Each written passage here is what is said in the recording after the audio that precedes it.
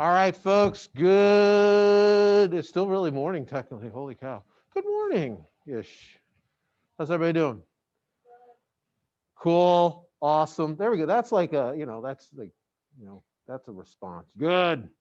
Okay. Who watched at least some of the debate? Okay. And if you want some clips, I can direct you towards some clips. Um, I watched the full hour and a half because I teach government and thought it was a responsible thing to do. Um, I follow a lot of college professors on Twitter, and one of them tweeted the other day, like, if you made your students watch it, you owe them 100. Like it was a different kind of debate.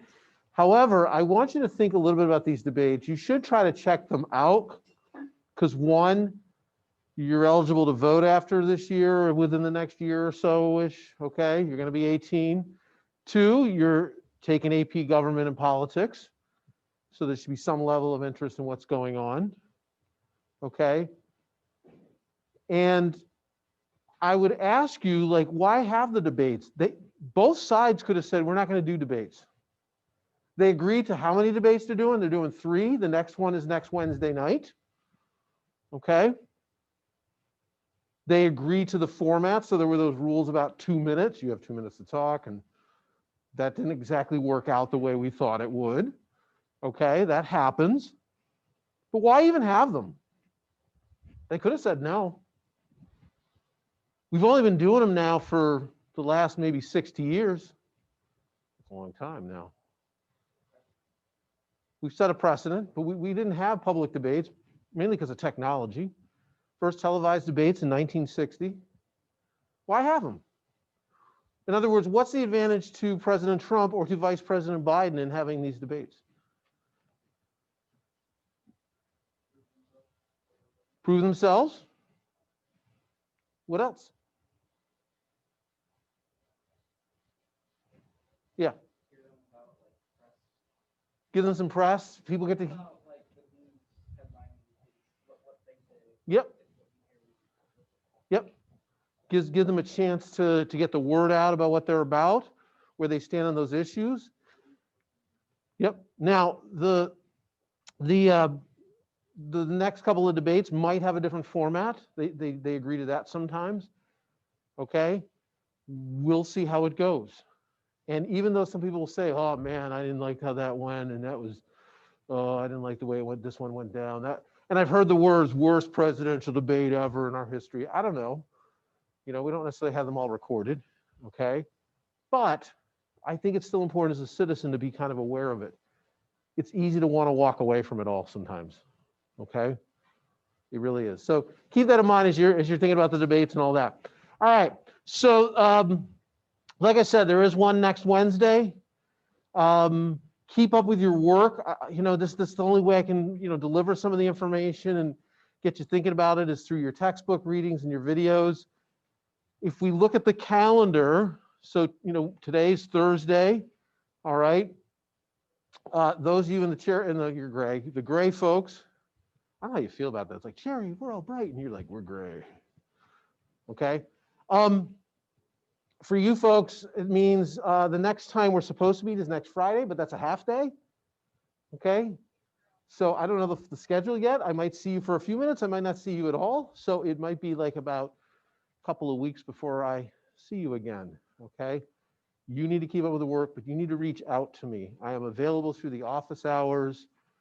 I promise it's not a torturous thing to Zoom in, bring some friends along. We'll have a nice chat, okay? Bring snacks, when you're home doing those, always bring snacks. It's not like you can share them with us, right?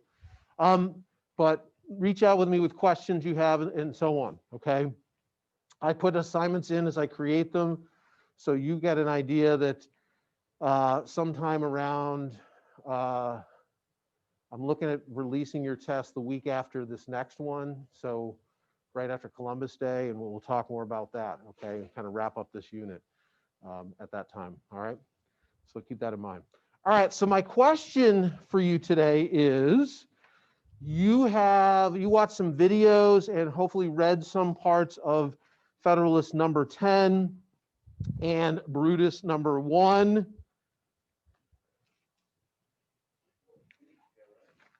Yeah, what do you remember? Federalist 10 was for the new constitution, and Brutus 1 was against it. Yep. They both made somewhat valid points. Yep. Yeah, they talked a lot about power, and so when the Constitution was all done, it had to be ratified by the states. Okay? And now it's out in public. It's not actually the Constitution yet, but it's out in public what's there. And people start to read it and pick it apart. Okay? And you know that we had the Federalists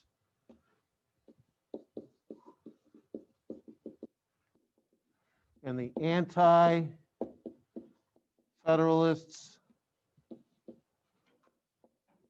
and Federalists wrote a series of essays addressing the problems the anti-Federalists had. So think about it. The guys in the room writing the Constitution were pretty much Federalists, more or less. Okay? They kind of wrestled with these things. They put something out there for approval by the states. Okay? And so Federalist number 10 is a series of arguments part of a series of arguments made by the Federalists.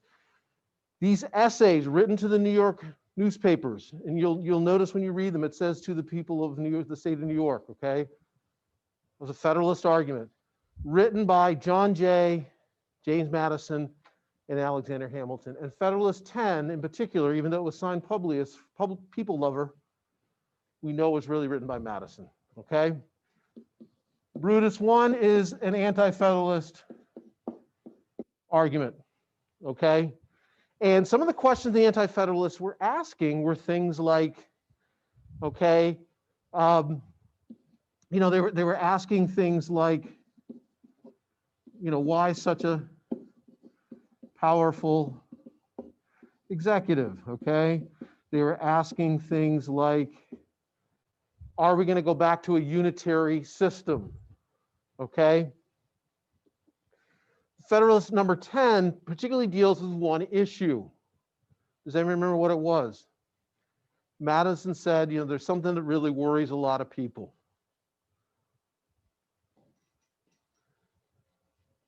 Anyone remember? Think of it this way. If we go back to a unitary system like Great Britain, right, and they had a king and parliament kind of running things, right? The king is English, correct? But the United Kingdom is made up of Scots and Irish and Welsh, okay? Of other people. They are different groups. He used a word for groups. What did he call it in Federalist 10? Factions. He dealt with factions. He says, I recognize factions are a problem. I recognize there's things we can't do. We can't take away their freedom because that would mean no political liberty. Okay? We can't take away your freedom to say what you say and believe what you believe. We can't make all factions agree on things. That's just kind of a human thing. But he says we can deal with factions. If we have a minority faction, they're going to get outvoted. But if we have a majority faction, he said beware of the tyranny of the majority. Okay? Other factions keep them in check. It slows things down, he says. Okay? It might slow things down a lot, but we won't have factions overruling each other. So the Federalist Papers are really about addressing these things, of explaining the Constitution. Okay? You really want to understand their thinking. You don't necessarily read the Constitution, you read them explaining why they did what they did. Okay? In a sense, it's like math. They're showing their work. And so I want to look at Federalist 51 today. Now, you have the full copy of this along with Federalist 10 and Brutus 1, and you should be familiar with some of the big ideas of each one. You have those in your foundational documents packet I gave you the first day. But I want to go through a few chunks of Federalist 51 because I want us to be able to read these things kind of carefully here. So you'll see a couple of things there. He actually had a title for it. Somebody numbered them kind of later, okay, and put them together into a book called The Federalist Papers. But he said the structure of government must furnish proper checks and balances between the different departments. He's kind of laying out his thesis. So if Federalist 10 was about factions, what does this sound like it's going to be about? It's going to be about the three branches. So let's see if we're right on that.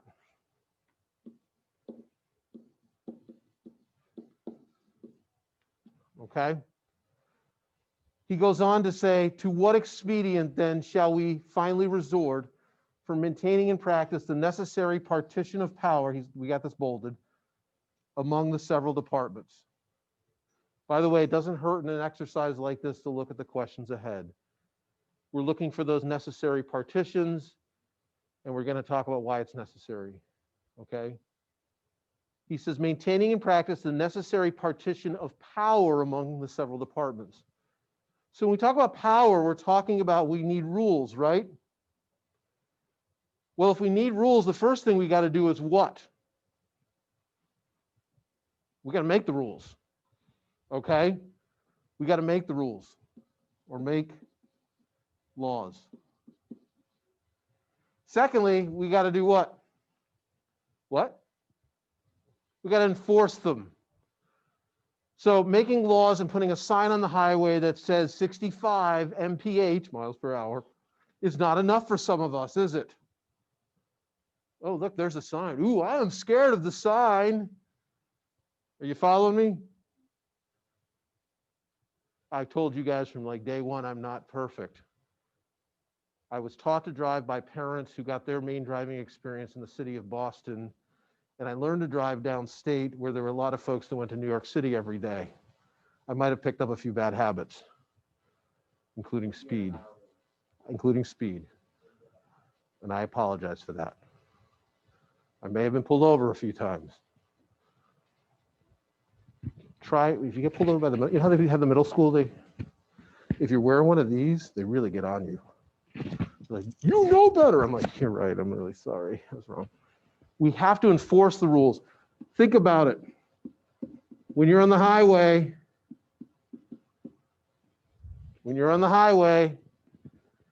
and you see the flashing lights up ahead and somebody's pulled on the side, what do? You slow down. It's kind of natural, right? You slow down. I have this like weird dream. You know when someone like flies by you like a maniac, you know what I mean? You're like, oh my gosh, you know what my dream is? My dream is that down the road, I'll see them pulled over. It never happens, you know. Have you? You ever? Yeah, it's kind of sad. I admit that I shouldn't think this way, but I'm like, yeah, all right, yeah, you got pulled over. Okay, but we also need to make sure they're carried out fairly. You have to interpret them. So he says, as laid down in the Constitution, the only answer that can be given is that as all these exterior provisions, he had mentioned some earlier, you know, there's things outside of this, we have federalism and so on, are to be found to be inadequate. The defect must be supplied by so contriving the interior structure of the government as that its several constituent parts may, by their mutual relations, be the means of keeping each other in their proper places. We need to split up the jobs of government, he's saying. Why does he say that's necessary?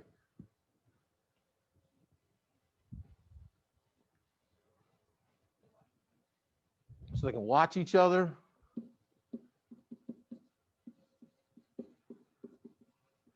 He says keep them in their places, in proper places.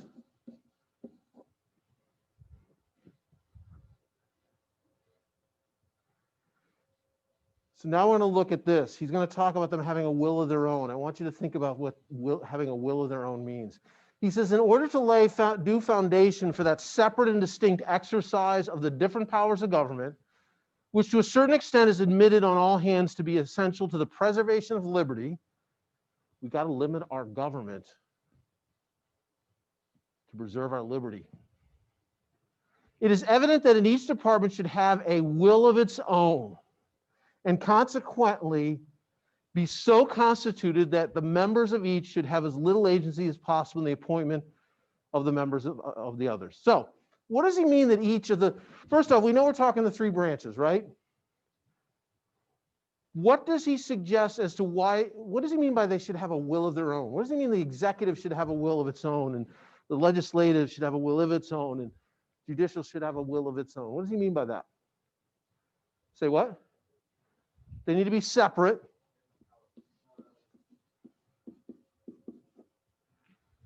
They need to be able to freely make decisions despite what the other side might think. So for example, if Congress is making a law, can the president speak out against it? Can he say, I just think that's stupid? He kind of can, sure. But they have the right to do that, whatever he might think. Now, he has the right to veto that later. Sometimes presidents sign it into a law, but they do it with in protest. Okay? But he's saying they need to have a will of their own, and consequently, or therefore, they should have as little agency as possible. I want to break that down a little bit, in the appointment of members of the others. What does he mean? First of all, what do we mean when we say someone has agency? Say what? You have representation, but it means something a little bit more than that. Think about the relationship with your parents. Do they make decisions for you? Even now, as you're, almost legally adults? Sure. They decide whether to pay for that heat you enjoy, and they decide whether to pay for your phone. Sorry, I'm still got the parent hat on here. Okay. But do you have some degree of agency? Like, do you get to decide most days what to wear? Right? You have a degree of, you have some agency. To have agency means you make decisions for yourself. You're able to exercise your free will, including choosing your representatives. Okay? That's a good academic term to know for your SATs, by the way, having agency. So he's saying they should have as little power, if you will, another word for agency is power, as little as possible in the appointment of the members of the others. So he's saying when it comes to who ends up in Congress, the President and Supreme Court should have as little say over that. Okay? By the way, we jump ahead to this question. We know what the three departments are, right? We already talked about that.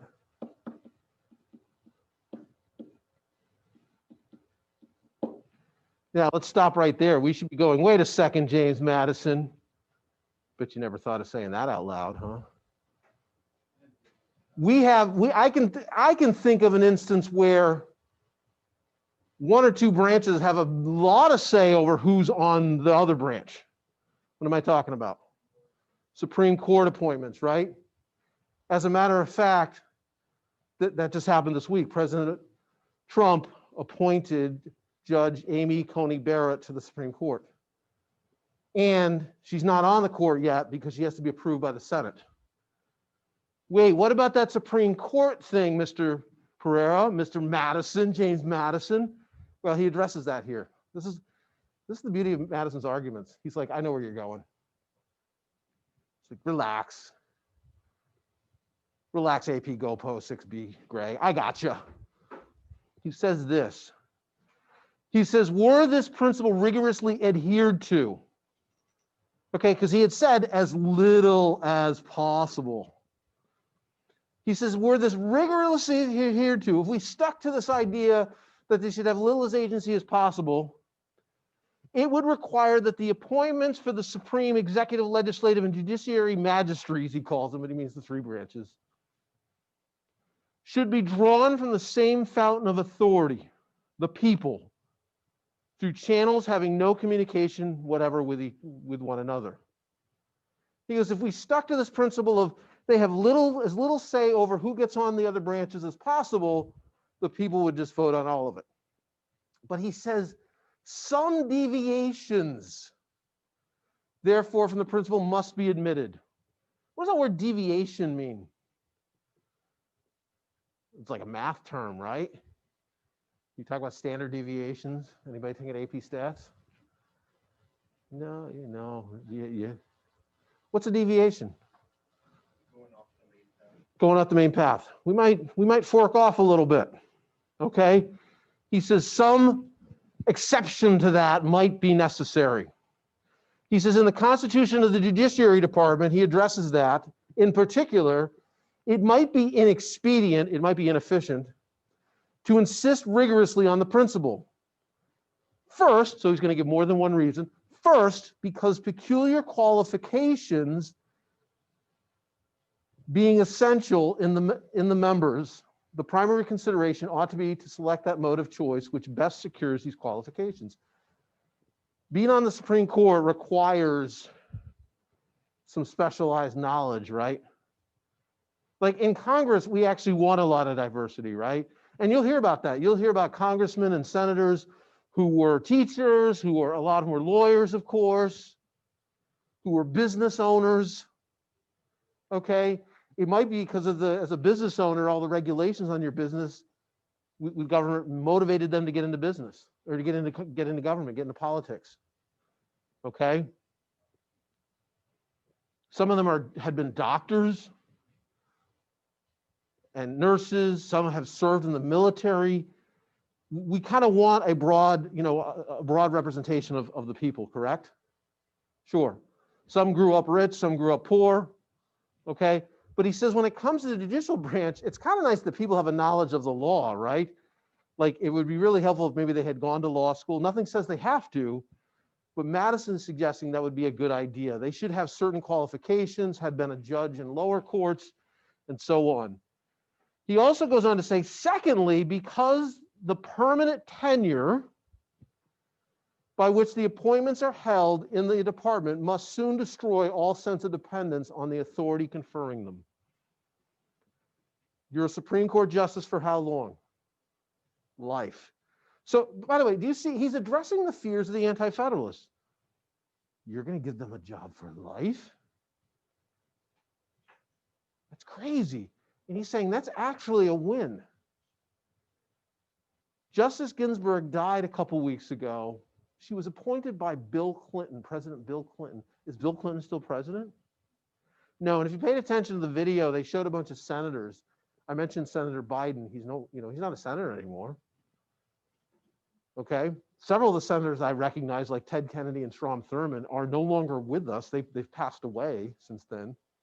And he's saying because the justices are on the court, that's actually a good thing. It means they don't owe anybody anything.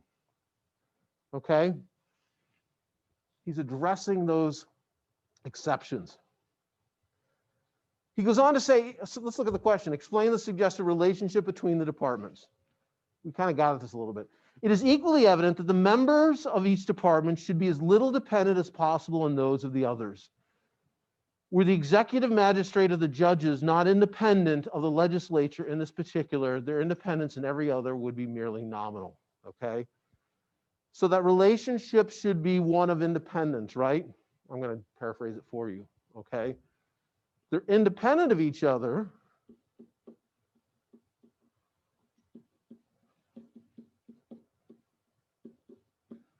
but what? But are they completely independent of each other? But they can do what for each other?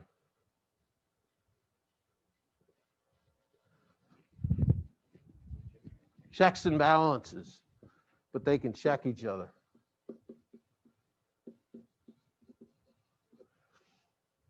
Now, the next question, I know the page gets cut, but they're going to ask about the phrase. What does the phrase ambition must be made to counteract ambition?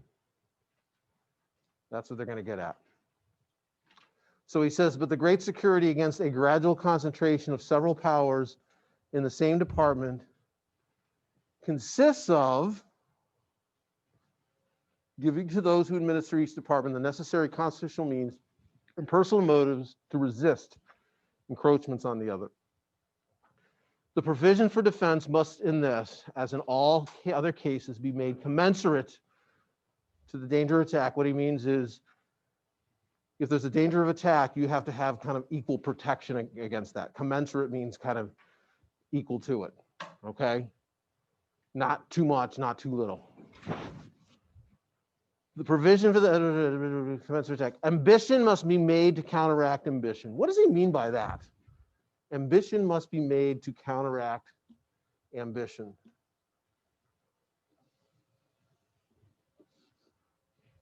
Say it again. Yeah, there's a competition there, right?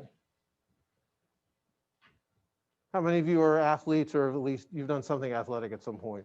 Castle soccer, anything, played kickball that one time, been to PE class, you know, whatever it is. Okay. So people are like, I never do athletics, but you know, they end up like the pickleball challenge, you know, champion of PE, right? So here's my question for those who are athletes. You know, there's some people that are really, really good that you've played against, right? They're about as good or maybe almost as good as you. Drives you nuts. And yet they're good for you. Why? It makes you work harder, makes you get better, right? Okay? Think where your skills would be if everybody was way worse than you. You know what I'm saying? We sometimes forget that, okay? You know, if you watch the documentaries on Michael Jordan and some other players and LeBron, they have a lot of natural talent, but man, they work hard. What's he getting at here? That ambition must be made to counteract ambition. Right. And what if we have a president that wants all the power? What's there to get in his way? The other branches, right, of whom they might be just as ambitious. He's getting at something huge here. In fact, we're about to enter senior quote material, one of Madison's most famous quotes. I know you're on the lookout for senior quotes for the yearbook, right? Yeah. Okay, here we go. I got a possible suggestion for you. Just hear me out. It says, it may be a reflection on human nature that such devices should be necessary to control the abuses of government. We need things like checks and balances because it might say something about us. He says, but what is government itself but the greatest of all reflections on human nature? Here it is, senior quote. If men were angels, no government would be necessary. If men were angels, no government would be necessary. What's he getting at here? Say it again. Okay. What does he mean by that?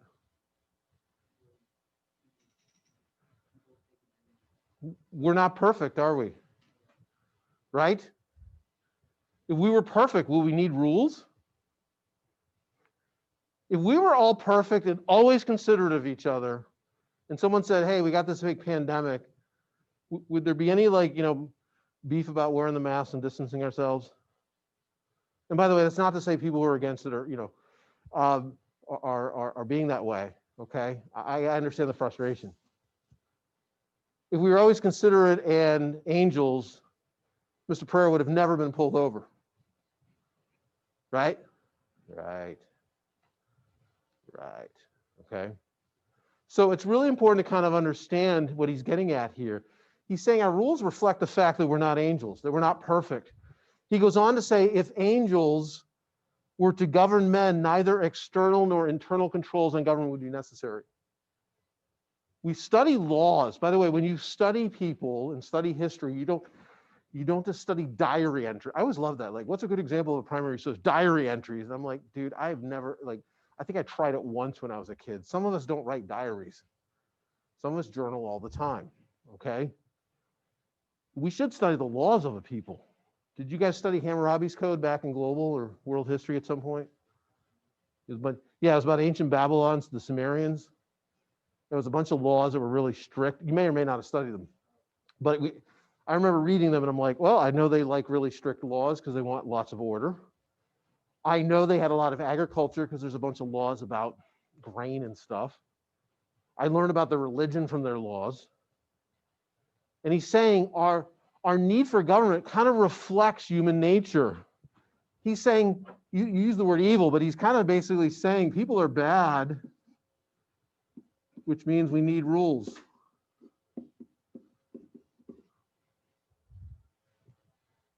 It's like, do you guys ever read those warning labels on products? Some of them are crazy. Some of them make sense, but some of them are crazy. Like, if you ever look at a hairdryer, it might have a label that says, do not use this in the shower or bathtub. They have that on there. Why do you think they have that on there? It's happened. Somebody thought this would be a great idea, okay? All right. Choke hazard, keep away from young children. We get that. Young kids love to cram stuff in their mouth. Okay. That's actually part of how many of them learn, by the way. It's a tactile kind of thing. We don't want to choke. Okay. It tells us something. He says, in framing a government which is to be administered by men over men, no angels, the great difficulty lies in this: you must first enable the government to control the governed, and in the next place, oblige it to control itself. So we have government to keep order for the rest of us, but we also need to make sure the government is being controlled. A dependence on the people is no doubt the primary control in the government, but experience has taught mankind. Madison studied a lot of history. Experience has taught mankind the necessity of auxiliary precautions. It's not enough to just have a democracy. He's like, we need a democratic republic. And we've created a system, we think, that protects us through separation of powers. All right, we're going to paraphrase this together here. This policy of supplying by opposite and rival interests the defect of better motives might be traced through the whole system of human affairs, private as well as public. We see it particularly displayed in all the subordinate distributions of power, where the constant aim is to divide and arrange the several offices in such a manner as that each may be a check on the other, that the private interest of every individual may be a sentinel over the public rights. So this bolded section here, okay? Now he's getting at checks and balances, right? He's saying it's not enough to just separate them. They need to check and balance each other.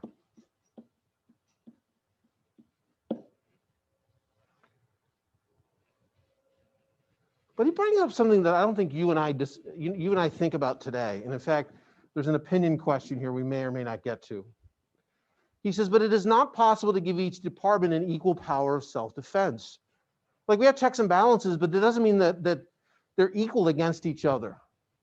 He says, in Republican government, the legislative authority necessarily predominates. He's actually saying the legislative branch might be a bit stronger. Now, he used the word predominates, but think about the law. A president can't enforce rules that aren't there. A court cannot interpret laws that aren't there. The law starts by being created by the legislative branch. He knows that the anti-federal, how does he know it? They write stuff like Brutus and other papers. He knows where they're at. He says the remedy for this inconveniency is to divide the legislature into different branches. How did they divide the legislature? How did they divide Congress? I heard the House of Representatives, and I heard the Senate. We're going to split up those two. We're going to split that into two. And he says this, and we render them, I'm going to jump ahead for a second. We render them as little connected with each other. And he says how? We render them by different modes of election and different principles of action. Now, let's talk about the different modes of election.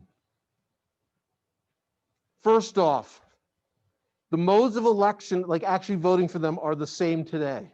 In 1913, they pushed for the direct election of senators. Constitutional amendment made it so. But before 1913, state legislatures chose senators. But who chooses the House members? The people. That was always been direct election from the beginning. It still is, and so on. But representation in those houses, despite the fact that we vote directly for both of them now, representation is different, right? One is equal representation, 2 senators per state. The other is proportional. Senators represent the whole state. Members of the House represent their congressional district, their chunk of the state.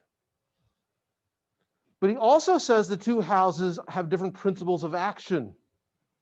They have different jobs, right?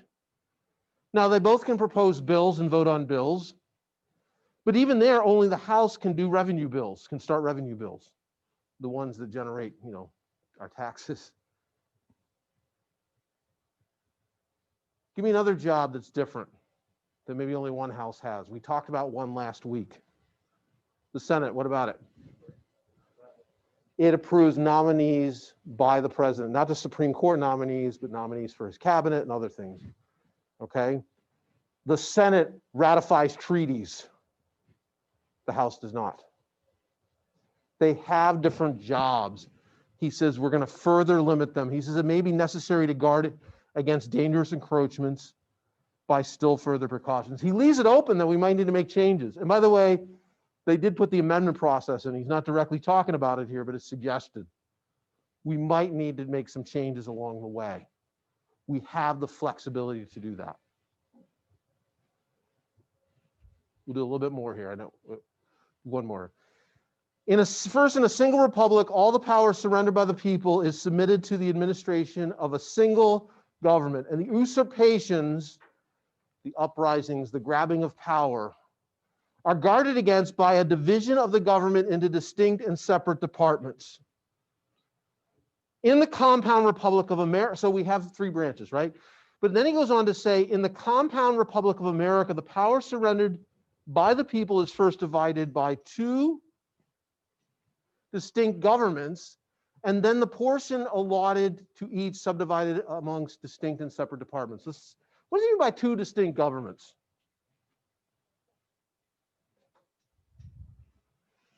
You and I are not just under the rules of the federal government, are we? We're under the rules of the state, and the state has delegated powers to the town of Canandaigua and the city of Canandaigua and so on. He's hinting at federalism here, okay? He says, first, we've already done this. We already created state, at this point, they've already created state constitutions.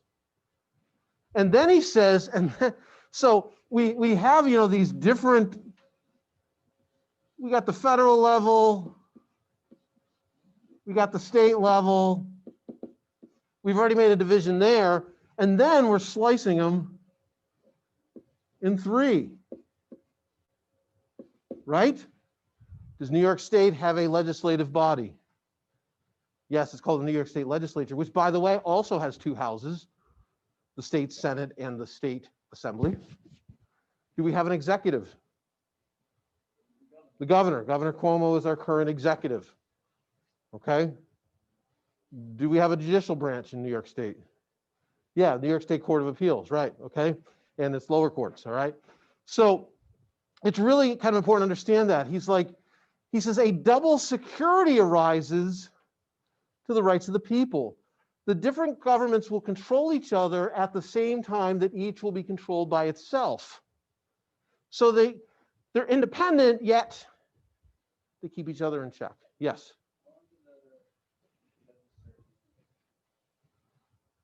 In the state court? That's a really good question. I should check, because I don't know for New York specifically. I think it's for life. I think. I could be wrong. I don't know. You're going to have an answer to that. Walker's on it. We got a Google on. Okay. Other questions? Comments, concerns? So I know you guys are learning a lot of the content and all that, and you need to ask me questions. I sometimes am giving you stuff to do. I got one next week where the assignment's going to say, watch this, read that, and take notes. And I don't really have a quiz or anything for it, okay? Because you need to do that as AP students. But I want to spend class time more on this kind of thing, because you're going to have to be able to break these down.